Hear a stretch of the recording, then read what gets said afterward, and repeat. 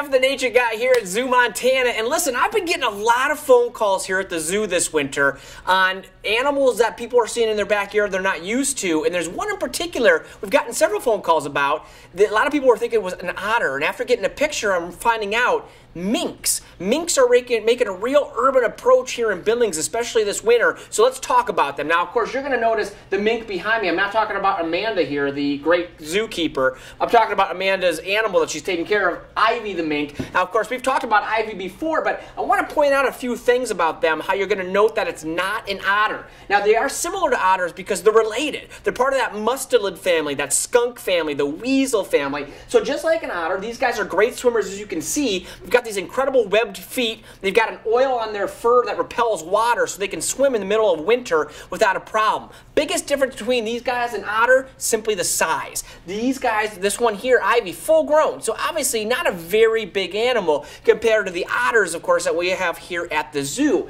But the cool thing about these mink is that despite the fact that they're small, they're unbelievable predators. And get this little mink here can easily take fish, they can take ducks of all things, small rodents, and that's why a lot of people called me concerned because they saw an animal this size taking down a full-grown duck. It was surprising, but they can do that. They've got that incredible set of teeth, and what they'll do is they'll go for the animal's neck and then kill the animal that way and then drag him back off into their den, which is usually by the side of the river. But I will say, there have been some real interesting calls this year of minks being right in the center of downtown Billings, which is kind of a weird thing, but it's a sign that wildlife is making this urban approach. Now, if you're wondering, these mink, they're crepuscular. You might remember that term I've used before. It means they come out during the morning and during the night. And last thing about mink that I got to mention, of course, that fur coat, very, very popular in the fur trade. The good news nowadays is that mink, they're no longer used from the wildlife trade for that fur. There are now mink farms out there. Maybe not so good anyway, but at least it's not taking them from the wild. Guys, until next time, I'm Jeff the Nature Guy here with Ivy the mink and Amanda